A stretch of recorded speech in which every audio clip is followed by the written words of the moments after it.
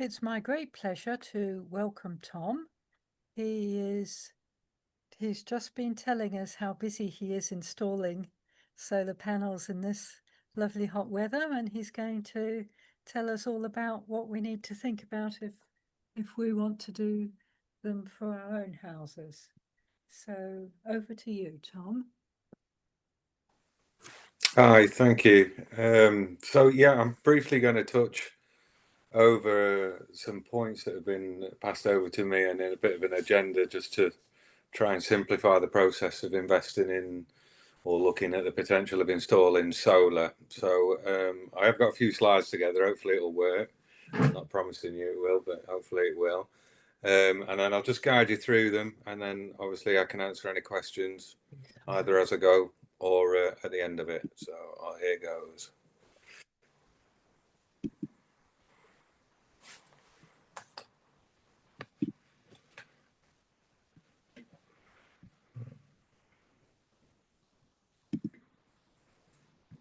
I think you've selected the wrong screen. Right. Yes, that looks like better. Yeah, okay. So a little introduction about myself and the company. We're based in Tansley. We've been fitting solar panels for around 20 years. Got quite a lot of experience in the Peak District within working on different roofs in our area and the challenges we face working on them types of roofs. So I'll take you through briefly what we can do. So the first question was possibly installing ground mounted solar panels if the roof's not suitable or not in the right orientation or for any other reason. Ground mounted can be a solution that we can offer homeowners. There is an issue with planning permission on a property. If it's not in conservation area and not near a listed building or a listed building, then it is normally deemed as permitted development. But on a ground system, the planners do want to know about it if it's above 9 square meters, which is typically only 3 panels. So most of our ground mount arrays do fall under a planning requirement, which we do assist with the planning, but it's a bit more of a lengthy process. There's some key things to be aware of if you are looking maybe at a ground mounted alternative solution is the distance the panels would be mounted away from the property, the cable runs, the ground conditions also, and whether it's exposed in the location that you might be looking at installing the panels. But it is an option. We've used this option in a number of circumstances and scenarios where the house hasn't been suitable, or even when the property has been listed, looking at alternatives for locating the panels. That is an option, and we do have many different solutions that we can offer for different ways of ground mounting. This is a ground mount that we've done on a very low profile behind a hedge. That was done in Hartington. The planners didn't want the panels to be high or visible from a footpath, so we have a number of options to appease the planners, basically, and that is just one of them. A very simple solution. They are almost like grit bins, and the lid of the grit bin is actually the solar panel, and it's just filled with ballast in there. So they can be moved, but they do give us solutions when planning issues are apparent. That really is going over the requirements for the planning. So planning is applicable if anything's over 9 square meters. So it's just something to be mindful of. The really common question, and that space that's required. And a lot of people aren't really aware of the actual physical size of a panel.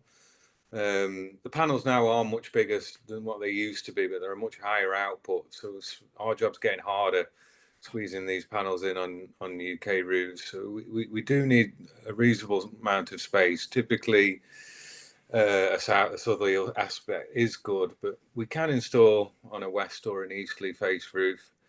Shading wants to be minimal. But as you can see from there, that's a pretty standard, typical install on an average domestic property for us. The panels can be in a number of different locations. They don't have to be all in one block like that. We can fit a few panels on different angles, different roof spaces, but ideally that's where we get most customers. Up to 10 panels, 12 panels is typically average and would be normally sufficient for most domestic dwellings. So that just to give you an idea of the size that we need of the roof. Another question is about how we attach the panels to the roof, and this method that you can see is pretty much typical of any type of roof.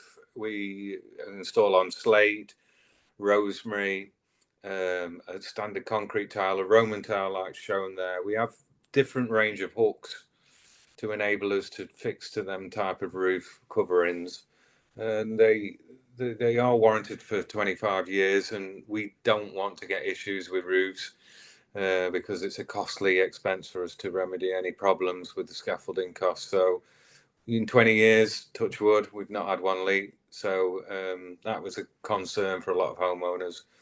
I wouldn't recommend installing panels if the roof was of a poor condition, because you'll end up having to take the cost of taking the panels off to re-roof at a later stage and put them back on. And there is a cost of around about £800 associated with removing panels for re-roofing, never mind scaffold costs and other costs associated with it. So roof wants to be in reasonably good condition.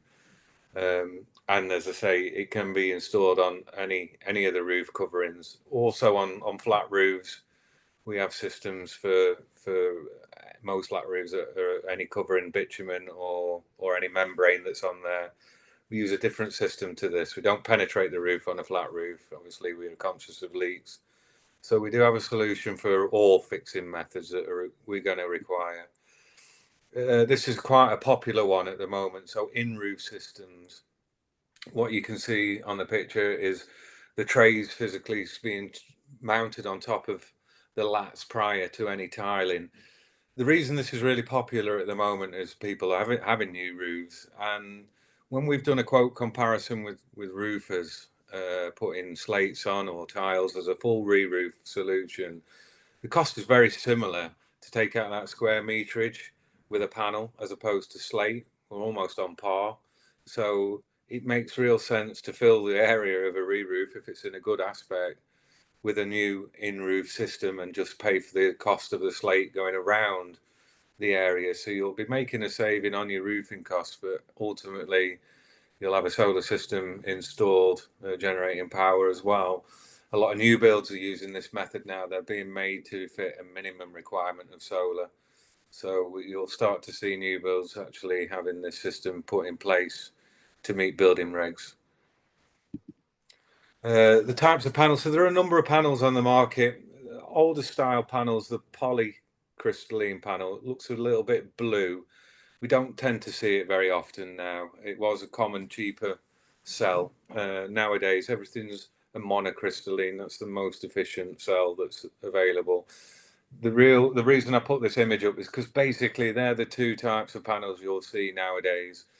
The one with the white stripes typically have a slightly higher output and a better yield, but the one on my right, the all black one, is typically the most popular one for aesthetics, and the output of them getting up to 470 watt panels now. So we typically fit the all black panel in the Peak District. Occasionally we'll fit. Sorry, you're right. Yeah. So the black frame panel with the white stripes we do on a lot of commercial buildings, but it is a slightly cheaper panel and it will perform exactly like the all black. So it is an option if aesthetics aren't a real requirement. A lot of people don't like the white stripes on them panels, but it is an option to cut costs back should you want to. And the first point the panels connect to is an inverter. That's about the size of a couple of shoe boxes, and there's a number of locations that can go in. The inverter is converting the DC power from the solar panels into AC and feeding it directly into your fuse board so you can use it at the end of the day. That inverter used to be fairly common for it to be mounted in lofts. They now can be mounted outside or near your fuse board. If you're not having a battery, which I'll touch on in a minute, then the inverter location is not really crucial as to where it goes. It can be put in any area. But should you be having a battery, we have a hybrid inverter, which things just change a little bit, which we'll look at shortly. A quick one that does drop in now and again is if the property is 3-phase or single phase, and a lot of homeowners, they don't typically know. A 3-phase supply is more common now on new builds, so they're trying to put it in as standard. If you've got 3 phases coming into the property, you'll see a setup like shown on the image here. You'll see 6 cables coming in and out, and on the other side 2 coming in and 2 going out of your meter. Single phase systems have a limit to what we can generate on without asking the grid, which is 3.68 kilowatts. If you want to go over that, then we do have to ask the grid, and it's normally feasible as well, up to 5 kilowatts. But 3-phase system can basically have a single phase size system across all 3 phases. So to cut a long story short, 3-phase is really an advantage if you're looking to have a larger system, and it gives us a lot more scope for putting in bigger systems, should it be on a farm or an agricultural or a business, or if the homeowner's got excessive high loads that we want to generate a lot of power down. So that's a little bit understanding of single phase and 3-phase, and you'll know if you've got it now simply by looking at your energy meter. So solar with no battery and the benefits, how that would work. So the power is generated through the panels into the inverter. The inverter then supplies the house with energy, which you would then normally be buying from the grid. So you wouldn't be purchasing energy while the solar was generating, should you have enough generation and you were not consuming any more than what it was producing. What you'll find most homeowners during the day, especially right now in the summer, that inverter will be kicking out way more than what the house is consuming. So albeit you'll have very little consumption during the day, obviously the solar switches off at night and you'll be buying that energy back from the grid. When you are producing too much energy, it will then go into the grid and you will be able to receive a payment called a smart export guarantee payment, which your energy provider pays you, and that is calculated through your smart meter that the energy provider fit. That is able to tell the energy provider exactly what you've sold them. The rates are variable. Standard amount is around 15p per kilowatt. So if you look at it without a battery, you're producing power, you're saving 25 to 27p per kilowatt during the day, and then at night you're buying it back off them the same, but you've sold it at excess for 15p. So there is a shortfall in your return, but obviously there's no capital of a battery. There's a lot of people doing it. Everyone used to do it this way, but most people now install a battery, and we'll go show you that now. So if you've got a battery, same thing, the inverter is capable of doing 2 things now. It was able of supplying the house during the day, and any surplus energy that was being produced while you're using that energy at home will drift into the battery and not go to the grid. So you won't be exporting as much, which we're not too concerned about because the payments aren't great. They're good, but they're not brilliant. But if you can store that energy, that 25, 27p's worth of energy, you've got that for later in the evening when the solar would switch off. You'd now be still running off your battery as if the sun was still shining, and it increases your self-sustainability of around typically 50% without a battery, upwards of 80%. So you're becoming a lot more self-sustainable and extending that period of your generation. Maybe if you're at work most of the day, you're going to simply rely on export payments. Whereas if a battery is introduced, you can use all that stored energy that was going to go to the grid later in the evening when it suits your needs better. And that's a hybrid inverter. When we have a hybrid inverter, like I mentioned earlier, it's good to keep it close to the battery. And as I was just talking about earlier, batteries are going to be made mandatory. They're not installed in attics, and it should come in force this month. So a lot of homeowners are installing the inverter and the battery outside or in a cupboard or in a garage is very popular. You don't have to actually be close to the house, but it makes the install easier. So hybrid inverters, always close with the battery, as close as we can get to the fuse board, but they're not restricted in any means. But attics are not going to be a solution moving forward. And then just touching on payback periods, this is an actual payback period of my own house, because I don't mind sharing that. You can see, if you can see it, but it is predicting a payback period of within around about 5 years. I would have to invest £4,900 to get the system installed and supplied, and the overall return would contribute up to £25,000. So return on investment for solar is really good at the moment. There has been a few sort of calculations done about how it would be your money in the bank, and it definitely does. You can get upwards of 20% return on investments should the install be at the right orientation and an easy install. We are getting a really good return. So I think, yeah, that's the end of the bits that I've gone through over the notes. So if you've got some questions, then we'll go through them. Click on stop share, Tom. Yeah. The little green Yeah. box. That's it. Super. So who'd like to start with a question? Oh, well, if there's no other questions, if you got some solar panels already and then decide to put in sorry, battery. could we ask a question? Yes, Yeah, certainly. I didn't see any hands up. Oh, I should have said, if you'd like to ask a question, can you either raise your physical hand and wave, or put your hand up if there's an electronic hand up under the react button. Where is it? Can't find it. Oh dear. Well, wave. I can't tell who's sorry, speaking. it's me, Colleen Gray. Okay, Colleen, do ask a question. But it's my husband who's going to ask the question. Fine. Okay. Yes, where we live, during the winter, the sun goes behind a hill around about 1 o'clock, 2 o'clock in the afternoon. So our house is, during the winter, no matter how sunny it is all in shadow. Would that be a problem? Not a huge problem, no. So when we get shading during the winter, the daylight hours are so short in the winter and the light levels are so low anyway.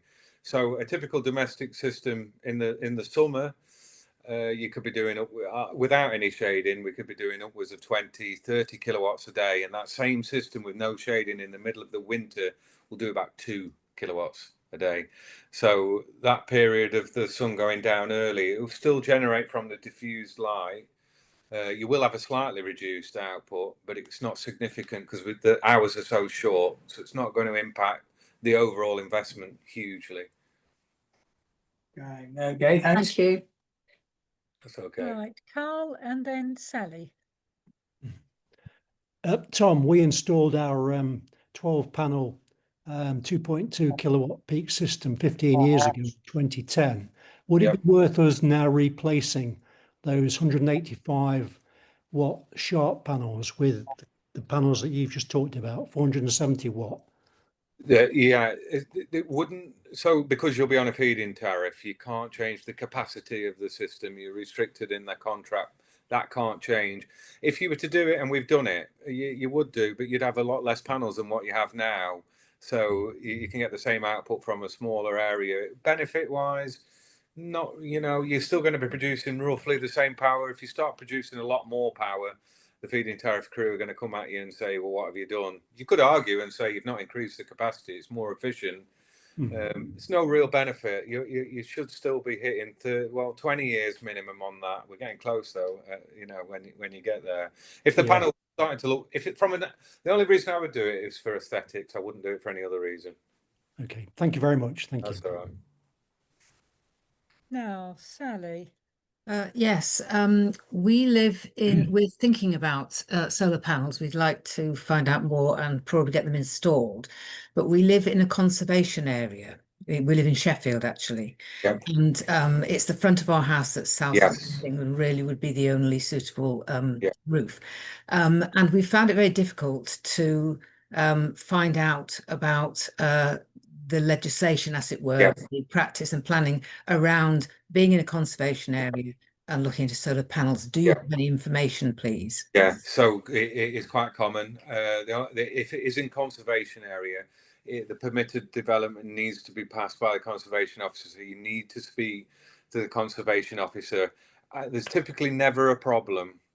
It's not a planning application, it's just a notification, and they'll typically send you out a generic letter that will ask you X, Y, and Z to make sure it falls within that criteria. One of the questions that they'll send you is it going to be on the front of the property facing a road? Yeah. If it is, they'll typically want to have a look at it.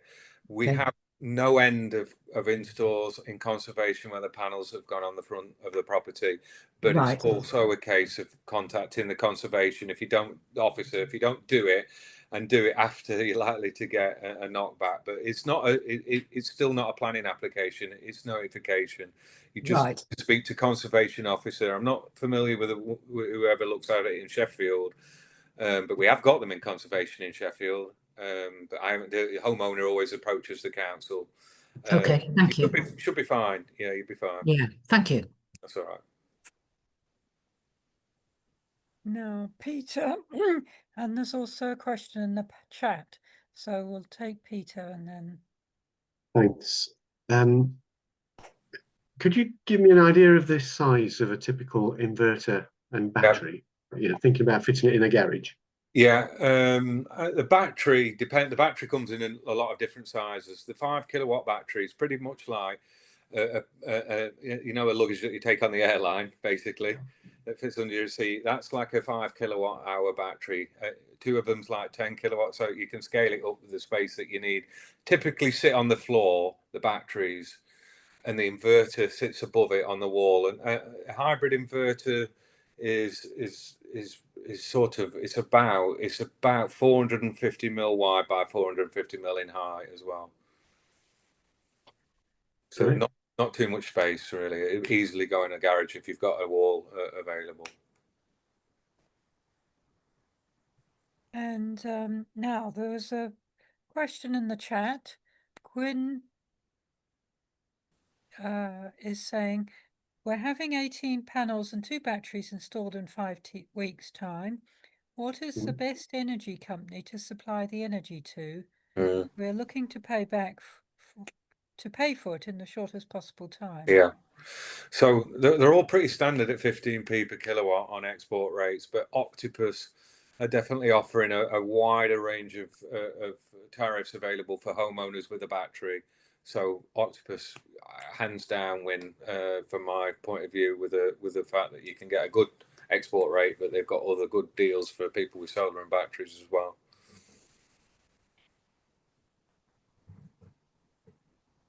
Good. Jonathan, you've got a green tick. Is that because you want to ask a question, or are you just saying that's great, thank you? You're muted at the moment. We'll have to unmute you. You'd have to unmute yourself.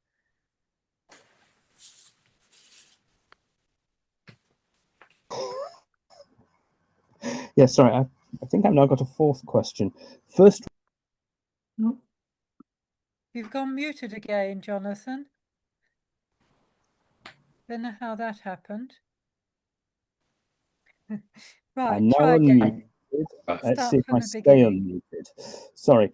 Yeah, 4 things I'd like to ask about at some point, so they don't all have to be at once. Firstly, clarification. The slide you have on the side of the panels, I couldn't make head and tail of it. What are those measurements? Yeah, do you want me to put it back up again? Well, I can tell you. Yeah, I can do that.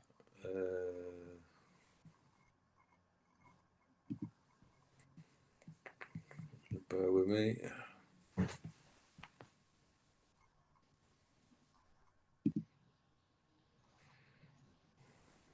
Find it. I think you're not on the right one. Yeah, but don't. Yeah, hang on. Should be behind here.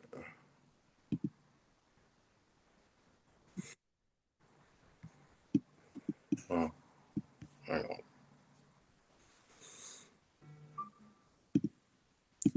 No, you don't want that. No.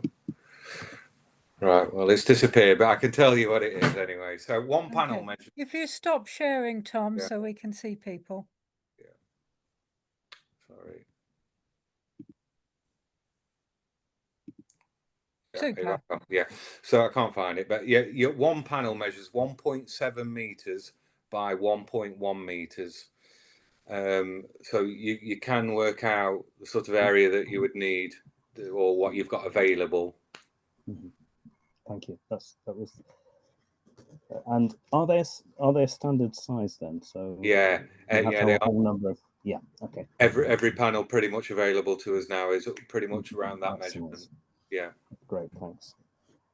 And what was the maximum output per panel?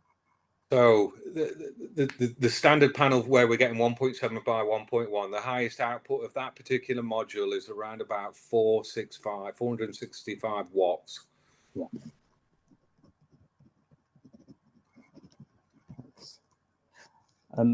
If I can just shut me up if I'm asking too many questions. Second one, the planning permission thing. When I first looked at having solar panels, it seemed that you had to get planning permission if they stood out from your roof. Is that still the case, or? Yeah. So they've got to be within. They can't be above 200 mil above the ridge line or 200 mil extra out of the roof line. Mil being? So you can't overhang the ridge. Millimeters. When you say mil, you mean millimeters. Yeah, millimeters. Yeah, okay. So the panels have to be within the roof space, so above the guttering, below the ridge tile, and there has to be a gap left to right from the gable ends. Okay. Yeah, that's more building regs, not planning. So yeah, there might be a little confusion. So as long as you're not more than 20 centimeters above the roof, then you're okay. Okay. Yeah, that's good. And another one that came up when I was looking at this was in the days when installers continued to own the panels, and the problem with that was it seemed to reduce the value of your house and increase the cost of conveyancing and insurance. Now, I'm guessing what we're talking about now is where the householder owns the panels. Yeah, typically, that rent-a-room scheme was really viable when the feed-in tariff was there. Yeah, so they would fit the panels, claim the feed-in tariff themselves, which would pay back the system and offer a return. But now it's not feasible. Mm-hmm. So, what is the effect on house prices and conveyancing? Yeah. So there's a couple of benefits of the solar. Obviously, yourself and the consumption, making it more efficient. By making it more efficient, you can also reduce your EPC rating if you were to sell the property. So if you were a band E, band D on your EPC when the house went to market, if you were installing solar, it should lift you up a couple of points. So you could get to band C, band B. And EPCs are really popular in the home market now because it's expensive running a house. So, good point. Yeah. And does it make any difference to conveyance the difficulty of selling the house because the problem of maintaining them or? So there's a couple of really important certificates that the solicitors will always require when they were selling a property. Okay. Yeah. An MCS company like ourselves would issue the correct documentation for the homeowner. They pass it on to the new homeowner or to the solicitor, just like any electrical certificate. Right. Yeah. Okay, great. So that sounds like that problem has sort of disappeared. So coming up from the last question about when you're recommending Octopus, you said that there are different tariffs for people who are using solar panels, not the feed-in tariff, but the tariff that they offer you when they're selling you electricity back, presumably. Yeah. How do they compare with rates where you do not have solar panels? They're pretty good. Yeah, I think they're probably on par with they're not higher on your import rate than your export rate. Good. The benefit of Octopus is they'll give you lots of different slots of cheaper energy. So you can charge your battery off the grid and use that battery during the day. And you'll get more time to do that than most of the other suppliers. So, cool. Yeah. Thank you very much indeed. All right. No Somebody else have a go now. If I can get rid of this, whatever this is. Okay, so let's have Colleen ask your question, please. Yes, and the question I have is to do with the pitch of the roof. The pitch of our roof is 45 degrees. Does that affect the efficiency? Because the rays of the sun will strike the panels differently depending on the pitch. Is that a problem? So pitch is ideal between 35 and 45 if it's southerly aspect, if it's ideally south. If we're coming more away from the south, if we're going more east, more west, the pitch is more beneficial. If it's lower, it'll catch the sun longer. But if you've got a southerly aspect and you're at 45, it's ideal. Right, yeah, we are south facing. Yeah, it's fine. Yeah. Okay, thanks. Great. Any other questions? Raise your hand. Ken. Thank you, Zizi. Very interesting, Tom. We're with Octopus at the moment. We've got 8 panels and a battery with 14 kilowatts. Yep. They've put us onto the flux system, but I think they're going to go over to a situation whereby they can manage the batteries. Yeah. But they said they won't recognize our battery, so they won't do that. What's the model of the battery? Which Alpha S we're on. Yeah, so they are partnering up with a lot of people in the pipeline to make their systems compatible. I don't know about Alpha. I wouldn't be surprised if they are going to make it compatible, but it's a slow process. Eventually it will be. So when the energy prices fluctuate, and they're going to go every quarter of an hour with Octopus, so they'll change every quarter of an hour. Then the battery should be able to pick up when it's really cheap and charge within them 15 minutes. So it's coming. I don't think we'll see it till the next year, maybe with Alpha. Right. We've also heard that putting the battery in the garage is a problem if your garage freezes in winter. Yeah. So the actual speed the battery can charge and discharge when the cell gets really cold is dramatically reduced. If it's below 5 degrees, it'll really slow down. Nowadays, new systems of heated cells, so there actually is a small heat cell in the battery to maintain it above 5 degrees, so you don't get that problem. Your system, if it's already installed, obviously is installed, it probably would suffer with the cold, but yeah, it only slows it down. It doesn't stop it from working. Yeah, we're okay. The battery's in the house, so that's not a problem. Yeah, new systems, all the developers are aware, well, the manufacturers are aware that building regs are going to change batteries in homes, actually physically in lofts or actually in a living space. So that all the new products have all got heat cells now. Right, thank you. All right.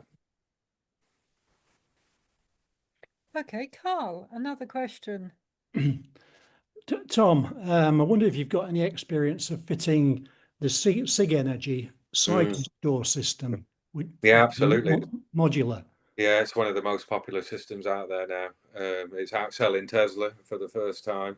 Biggest selling battery in Australia, so it's a great product. Yeah, it really is looking really popular, and we've installed quite a few recently. Yeah. Right. Thank you very much. Thank you. Okay.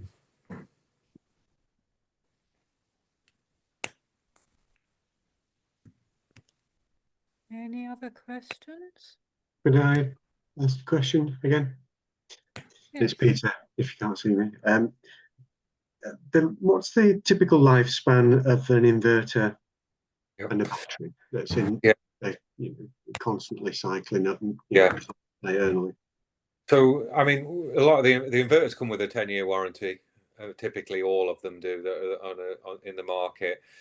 The inverter will definitely last 10 years. The battery will have a usable capacity left, and most of the warranties work out that in 10 years you've still got 80% usable capacity left in that battery, so it will have degraded slightly and it will still be functioning. The 10 years lifespan is typically what you would be looking at, but inverters, if it's a good quality product, you could see them going over 15 years, which we've got in the market already. So yeah. And how do you tell when it's getting worn out?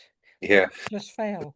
Yeah, so an inverter will typically fail safe and be constantly having error messages, which will normally point us towards something's going inside, and it'll be a warranty replacement or a new unit. The batteries have a battery monitoring system on the top of each of the batteries, or battery banks, which will indicate if the cell is failing quicker than what is expected, and that's normally took up by the monitoring. It'll be monitored by another party where it'll indicate the battery is failing before its lifespan is up. Great. It's wonderful that you know about all these other things as well as just solar panels. Yeah, it's a big part. Batteries are really big at the moment. I'm sure. Oh, there's new messages in the chat. I'll see if any of them. Oh, Ben's asking, are there currently any grants or other financial support to encourage installation? There is an Eco4 grant for people on benefits or living with anyone who's on some kind of disability. The council are actually running the Eco4 grants. Really hard to get hold of, but there is a platform available for getting funding for solar and other things through Eco4. That's dealt with the local council.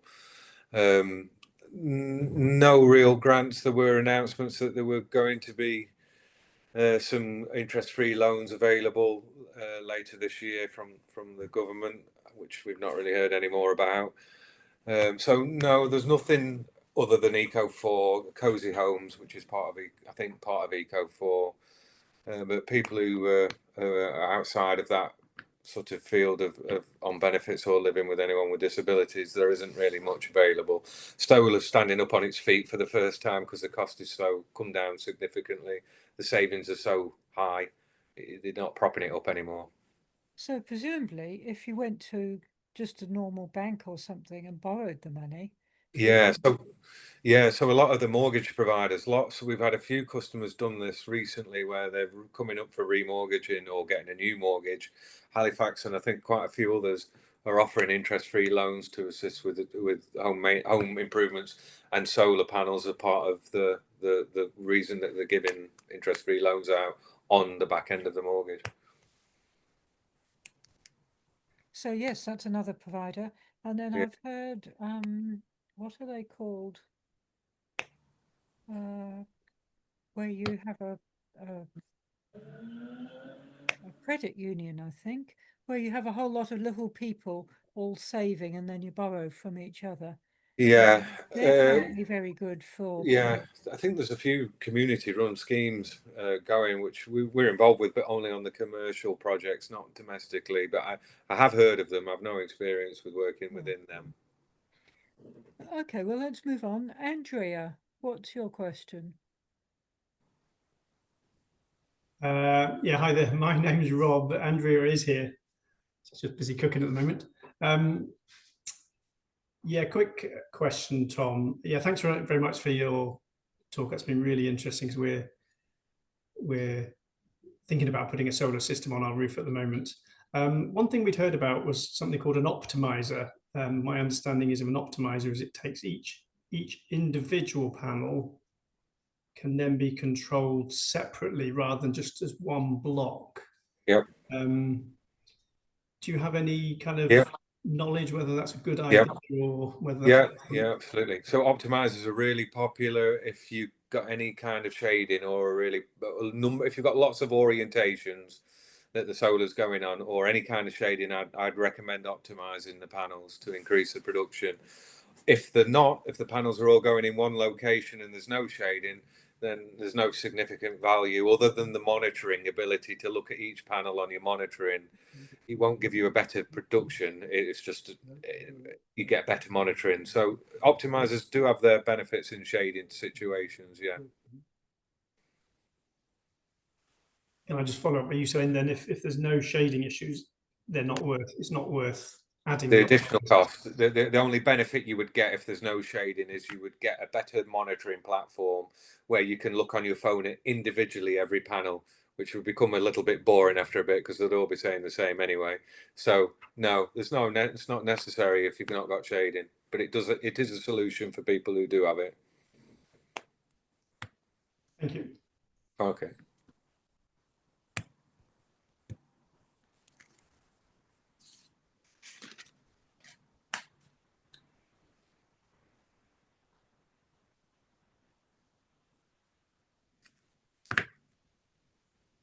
Zizi, there's a question on batteries in the chat.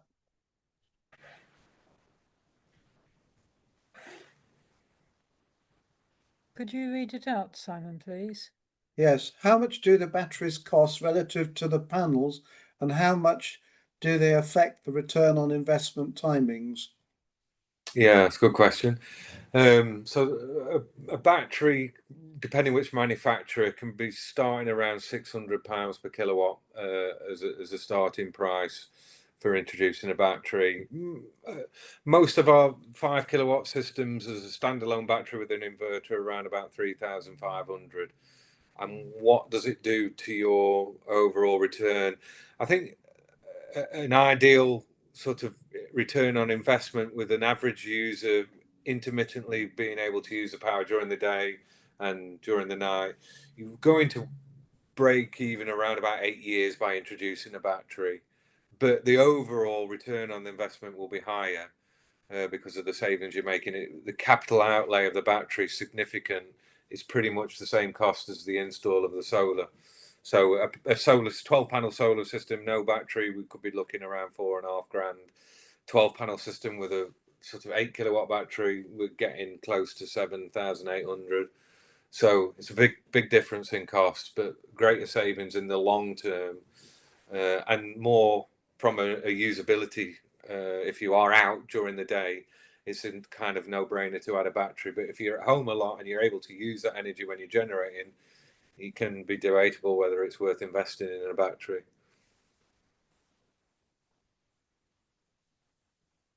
Can I just ask what size battery? Because you're talking 5 kilowatts, where people seem to find that they need 10.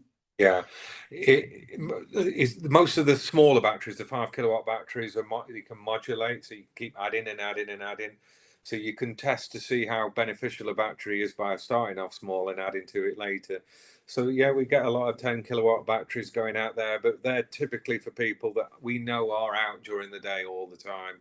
So we'll go bigger on the batteries. It all depends. Every single property is a different energy pattern, and the battery needs to be designed around that pattern. It's not a one-fit-all solution, because you could soon overspec the battery, and being that the most significant cost of the install, you're actually reducing extending the payback period. So there's not a one-fit-all solution. It is individual basis. There is a battery for them. It's worth saying that batteries are zero rated for VAT at the moment. Yeah. Well, yeah. Whether you install them as part of the initial system or additionally. Yeah, absolutely.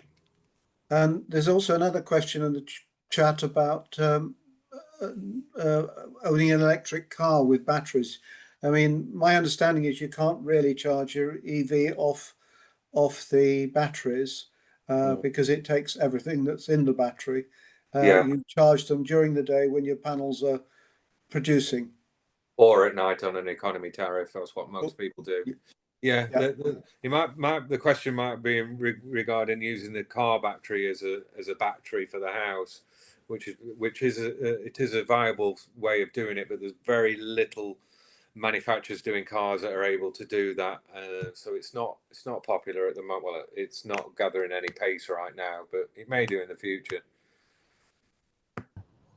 So yeah, sorry if I could just jump in. It's Ben here. Thanks for that, Tom. So yeah, no, it wasn't about that. It was about using the battery to charge the car. Because if the car's out during the daytime, then the car gets plugged in overnight. But obviously, there's no solar power overnight, particularly. So you're limited to only being able to charge the cars on the days when the car is at home, unless you've got some ability to store during the daytime. So that was you can actually do it. It all depends on the mileage you're doing in the car and the size of the battery, but you are moving energy from one battery into another battery, and there'll be losses doing it that way. So most people, if they're doing higher mileage and not just doing sort of 30 miles a week, they will charge the car off the economy period at night, leave that battery full for the domestic use during the day and evening. Brilliant. Thank you. That's really helpful. Okay.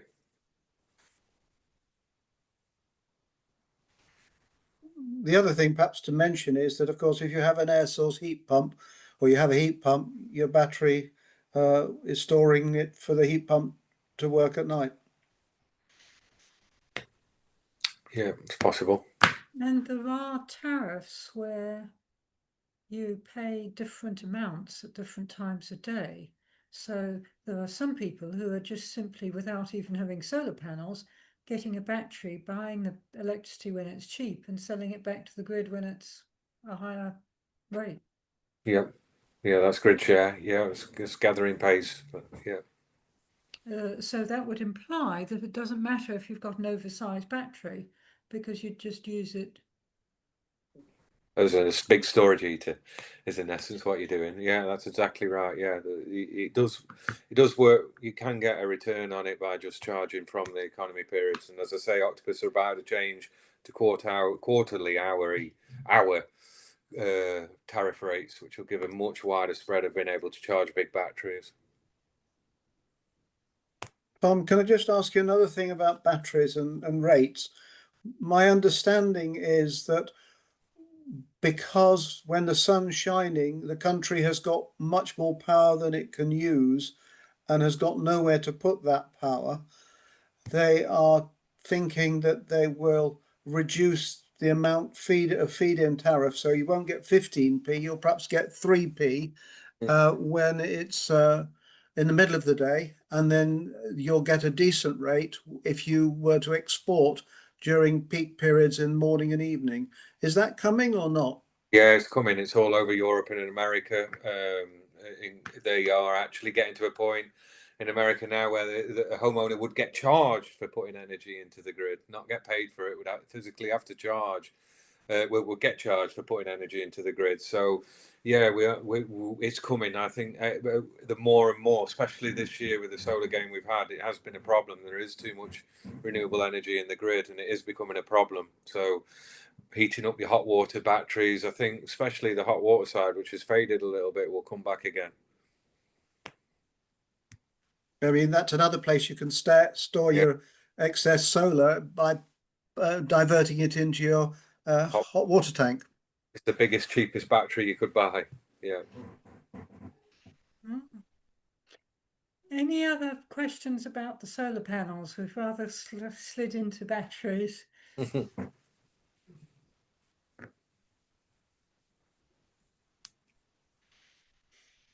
Well, we can stay on batteries and these periphery questions if people have more.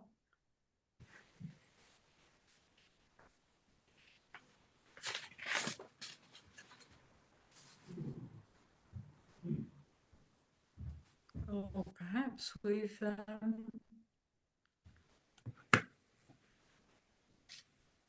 running out of questions.